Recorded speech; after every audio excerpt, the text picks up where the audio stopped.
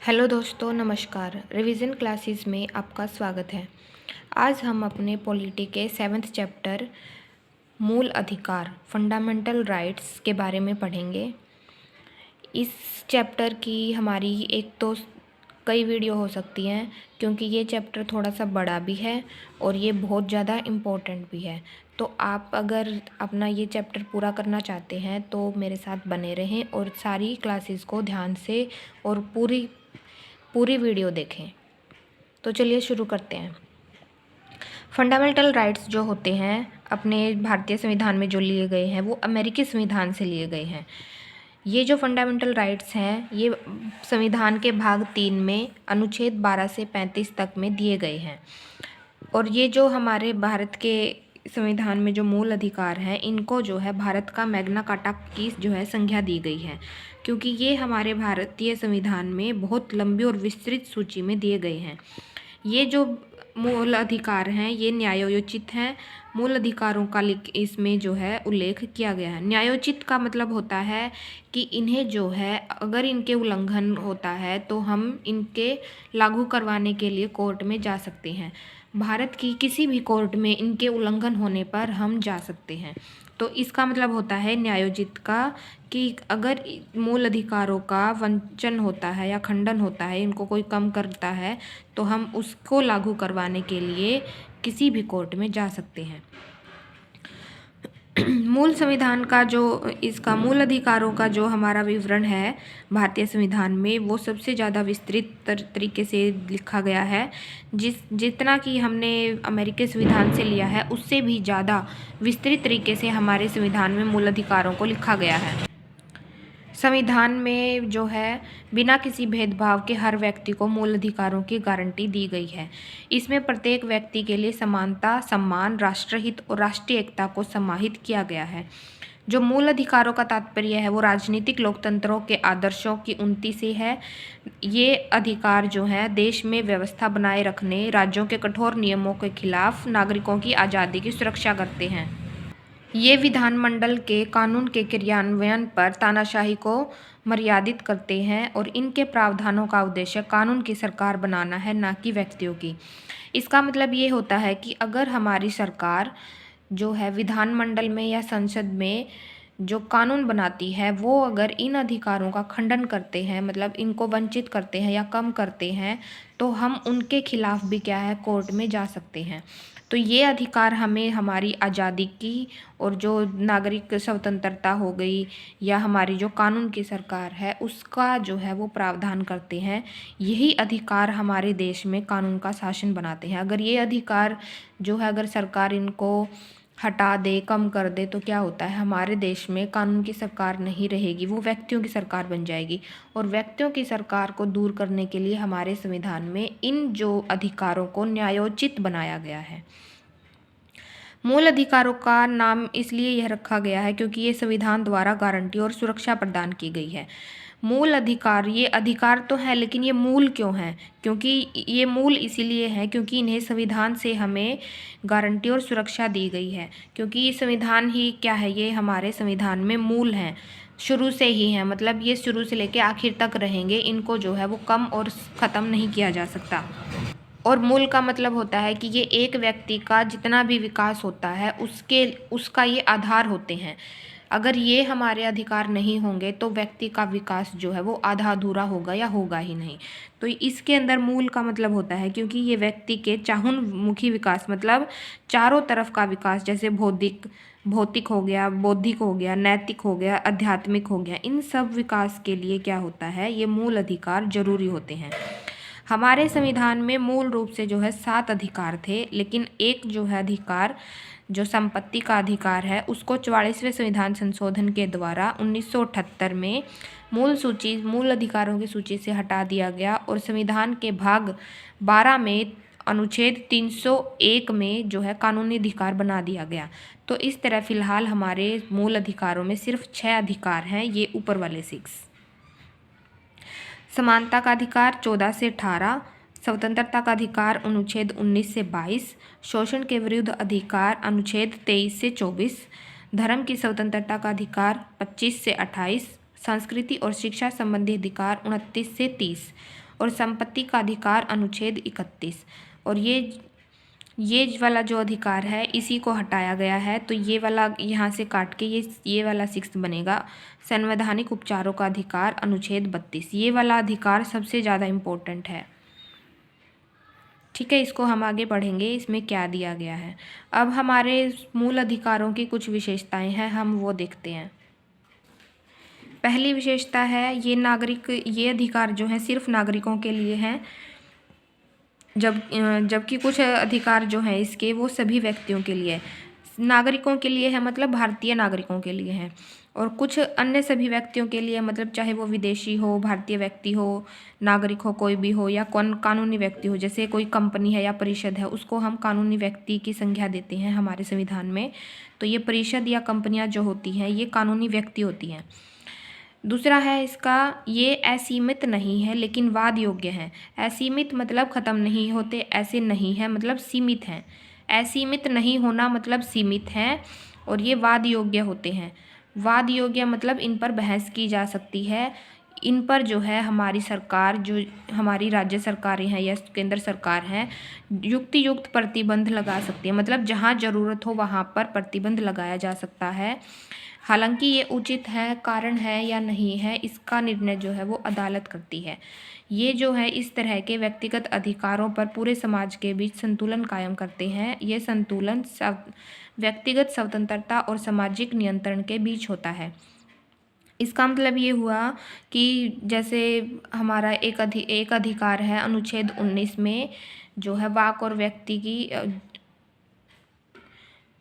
अभिव्यक्ति की जो स्वतंत्रता है, मतलब बोलने का अधिकार है जो, वो हमारा सीमित है। क्योंकि अगर हम देश के विरुद्ध बोलेंगे या भ्रष्टाचार के खिलाफ, जैसे भ्रष्टाचार को बढ़ाने वाला बोलेंगे, या समाज में मतलब असुरक्षा या फिर जो अव्यवस्था फैलाने वाला कुछ बोलेंगे, तो उसके खिलाफ जो है वो सरकार ने कानून बनाया हुआ है, तो उसके खिलाफ एक्शन लिया जा सकता है। तो ये जो प्रतिबंध लगाए गए हैं ये हमारे मतलब युक्त प्रतिबंध होते हैं, जहाँ ज़रूरत होती है वहीं लगाए गए हैं। तीसरा है कि ये जो हमारे अधिकार हैं ये कुछ मामलों को छोड़कर ज़्यादातर अधिकार राज्य के मनमाने रवैये के खिलाफ हैं। राज्य के खिलाफ कोई कार्रवाई या व्यक्ति के खिलाफ कार्रवाई के खिलाफ होते हैं।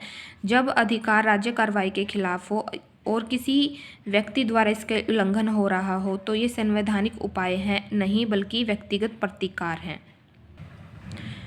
चौथा है, इसमें से कुछ अधिकार हैं जो कुछ तो नेगेटिव हैं और कुछ अधिकार जो हैं हमारे वो पॉजिटिव होते हैं, यानी कि कुछ नकारात्मक हैं और कुछ सकारात्मक होते हैं। नकारात्मक होते हैं जैसे राज्य के प्राधिकार को सीमित करने से संबंधित है, जो राज्य के अधिकारों को सीमित करते हैं। कुछ तो ऐसे हैं जो राज्य के अधिकारों को सीमित करते हैं, वो नेगेटिव होते हैं। और जो कुछ व्यक्तियों के लिए विशेष सुविधाएं देते हैं वो हमारे पॉजिटिव होते हैं। ये जो है न्यायोचित हैं, ये हम देख चुके हैं। इनको जो है अदालत जाने की अनुमति देते हैं ये हमें, और जब इनका उल्लंघन होता है। 6th है, उच्चतम न्यायालय द्वारा इन्हें गारंटी और सुरक्षा प्रदान की गई है। पीड़ित व्यक्ति सीधे उच्चतम न्यायालय में भी जा सकता है। यह आवश्यक नहीं है कि केवल उच्चतम न्यायालय के खिलाफ ही यहाँ अपील को लेकर जाया जाए। अगर इनके खिलाफ कोई मतलब इससे कोई पीड़ित व्यक्ति है, इन अधिकारों का खंडन होता है, तो वो सीधे उच्चतम न्यायालय में भी जा सकता है। जरूरी नहीं कि वो उच्च न्यायालय या जिला अदालतों में ही जाए। ये जो है ये स्थायी नहीं है। संसद इनमें कटौती या कमी कर सकती है, लेकिन संशोधन अधिनियम के तहत, ना कि साधारण विधेयक द्वारा। यह सब संविधान के मूल ढांचे को प्रभावित किए बिना किया जा सकता है। मूल अधिकारों के संशोधन को अध्याय 11 में विस्तृत रूप से वर्णित किया गया। ये वाला अध्याय हम जो हमारा चैप्टर 11 है इसको हम पढ़ेंगे, मूल अधिकारों से संबंधित है। संसद हमारे इन जो ये मूल अधिकार हैं इनमें कमी भी कर सकती है, कटौती भी कर सकती है, लेकिन ये क्या होने चाहिए, जो हमारा 368 के तहत संविधान संशोधन होता है उसके तहत होते हैं। और ये जो है साधारण विधेयक द्वारा नहीं किए जा सकते। इनको जो है कम करने या इनको बदलने के लिए संसद के 2/3 बहुमत और विशेष बहुमत की जो है आवश्यकता होती है। तो इनको जो है कम करना या इसमें कमी करना या इनको बदलना जो है इतना आसान नहीं है। राष्ट्रीय आपातकालीन की सक्रियता के दौरान जो अनुच्छेद 20 और 21 इनको छोड़ के जो है और सभी को जो है निलंबित किया जा सकता है। अनुच्छेद 19 में जो हमारे 6 मूल अधिकारों को स्थगित किया जा सकता है जब युद्ध या बाह्य विदेशी आक्रमण के आधार पर राष्ट्रीय आपातकाल की घोषणा हो।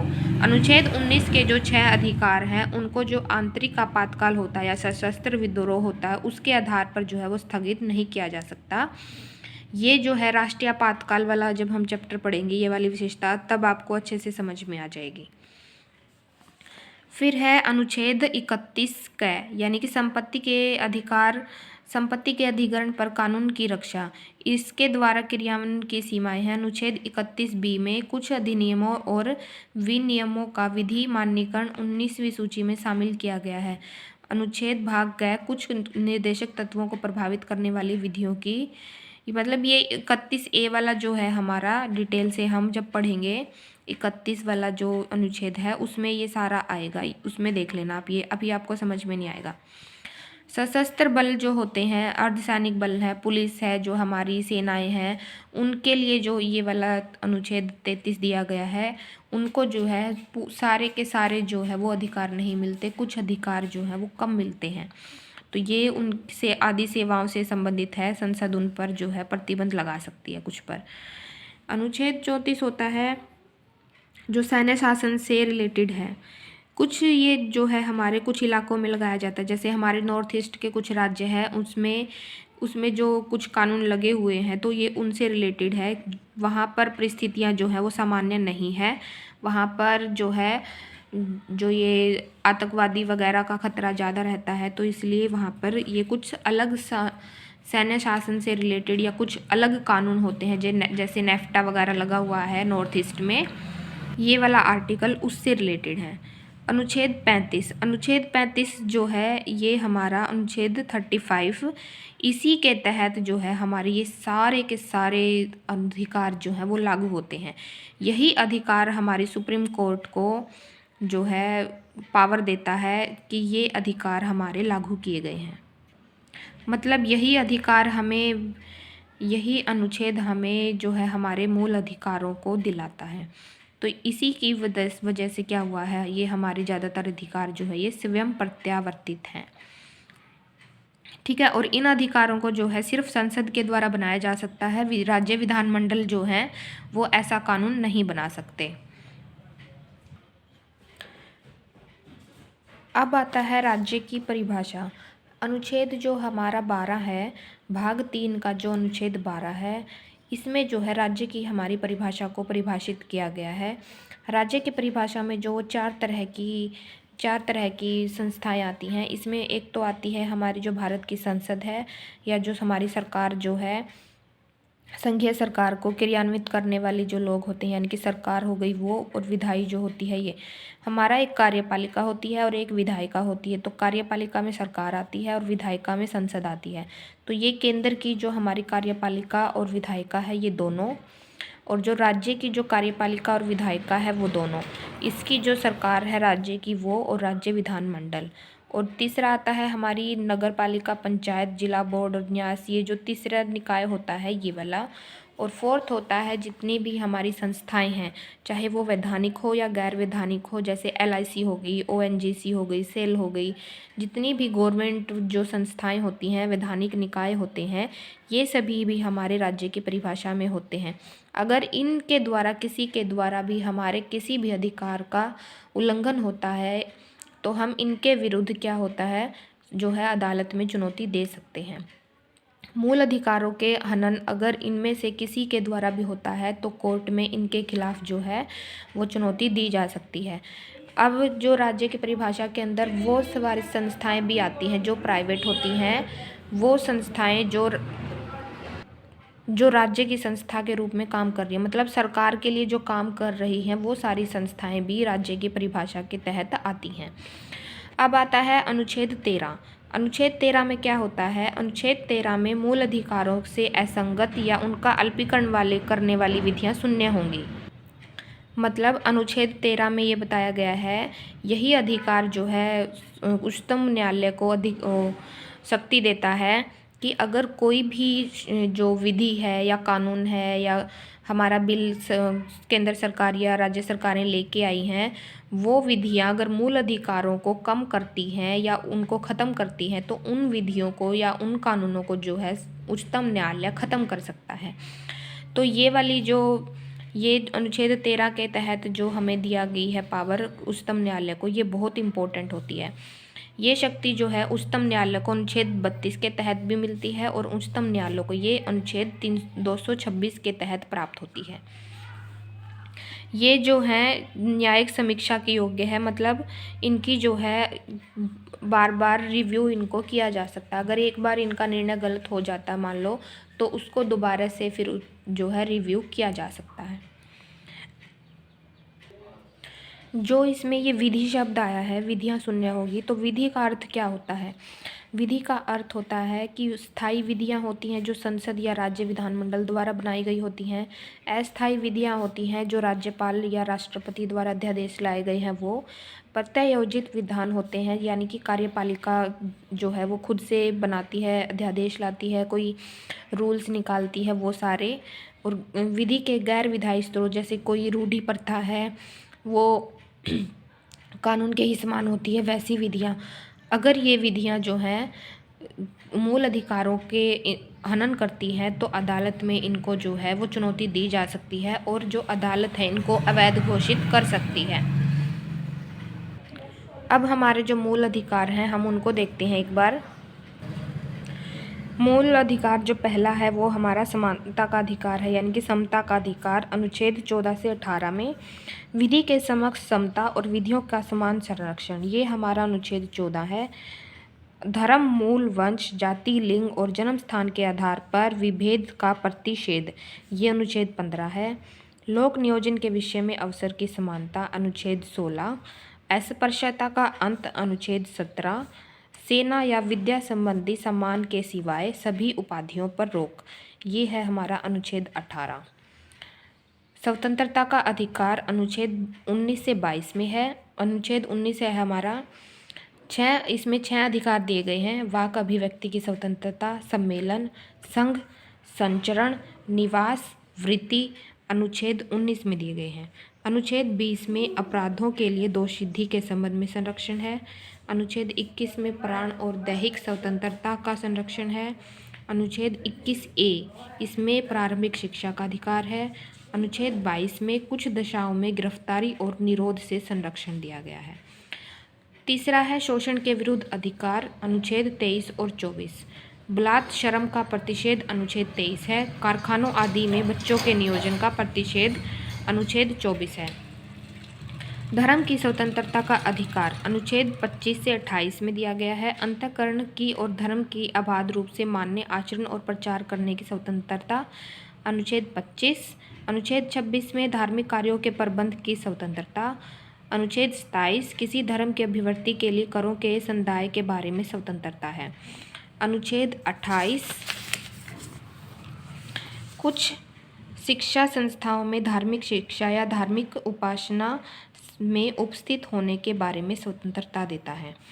अनुच्छेद 29 और 30 में जो है वो अल्पसंख्यक अधिकार हैं। अल्पसंख्यकों की भाषा, लिपि और संस्कृति की सुरक्षा।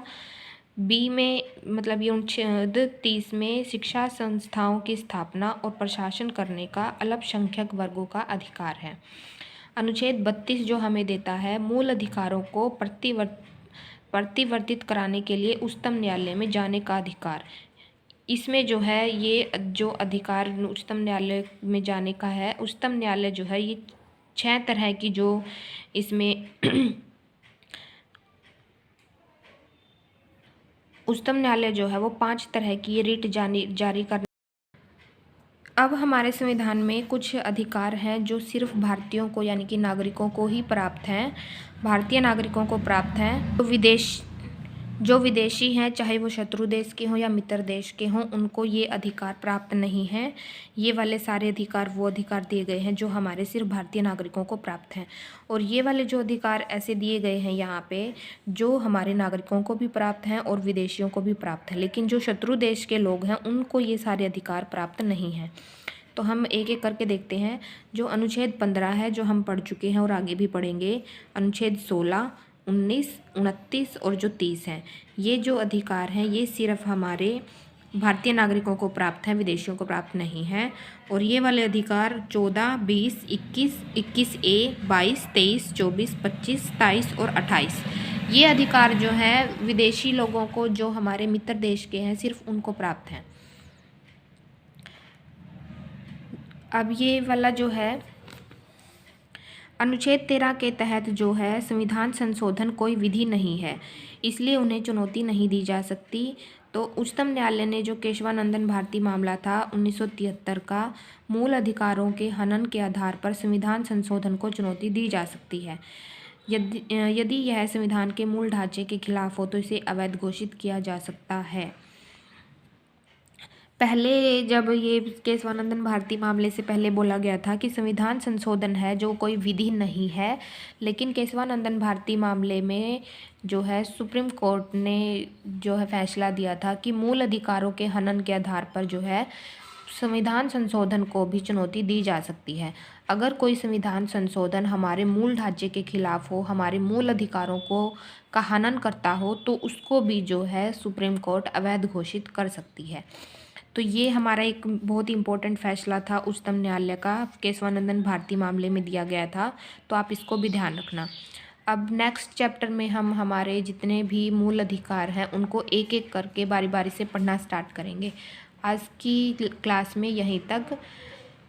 अगर आपको वीडियो अच्छी लगे, आपको अगर मेरे पढ़ाए हुए में से अगर थोड़ा सा भी आपको मदद हुई हो अपना सिलेबस कवर करने में या समझने में, तो सब्सक्राइब करें तथा वीडियो को लाइक ज़रूर करें और अपने दोस्तों के साथ शेयर करना ना भूलें। Thank you.